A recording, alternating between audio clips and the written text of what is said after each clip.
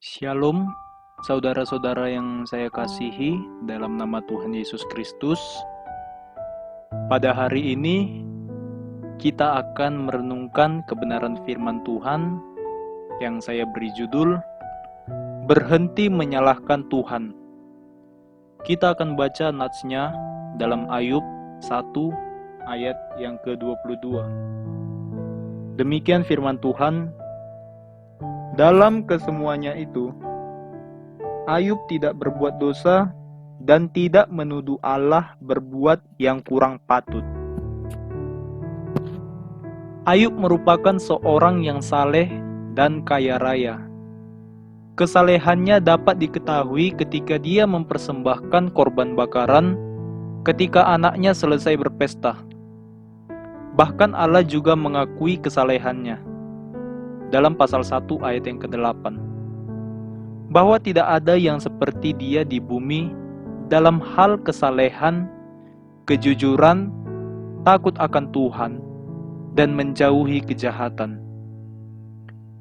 Namun suatu hari, Tuhan mengizinkan iblis untuk mencobai Ayub.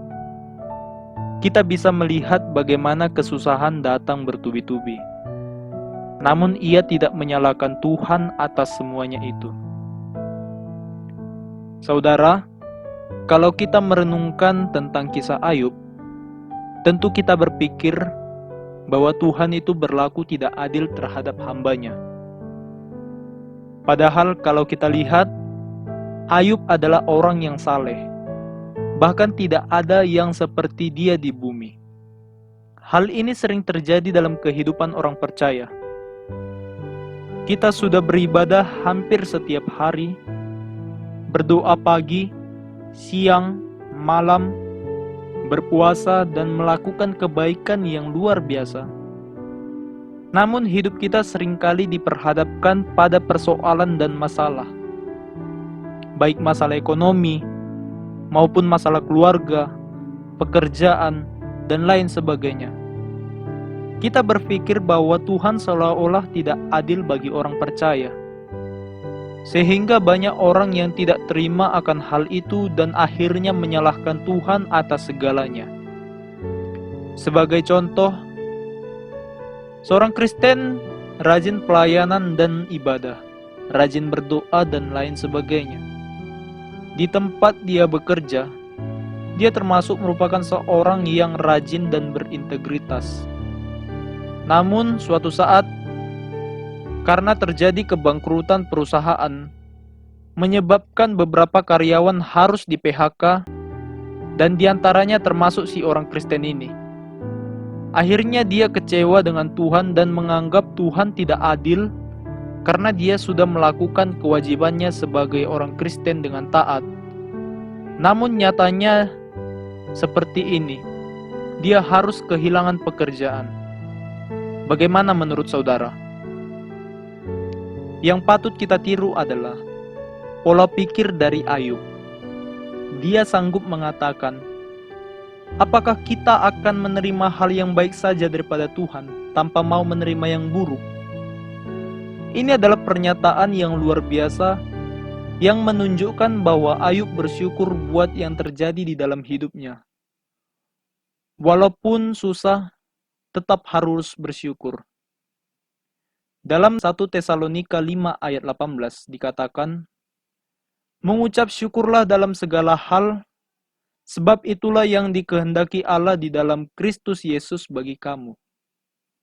Ingat, bahwa segala sesuatu yang terjadi dalam hidup kita tidak terlepas dari pengawasan Tuhan. Dia sedang merancangkan sesuatu yang baik dalam hidup kita.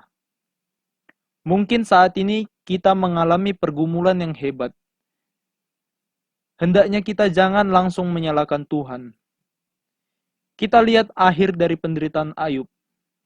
Tuhan ganti dengan hal yang jauh lebih baik. Demikian kita saat ini. Pergumulan kita akan diganti dengan sukacita, asal kita tetap setia, mengikut Tuhan, dan mengucap syukur senantiasa. kita harus meyakini bahwa rancangan Tuhan sempurna bagi hidup kita.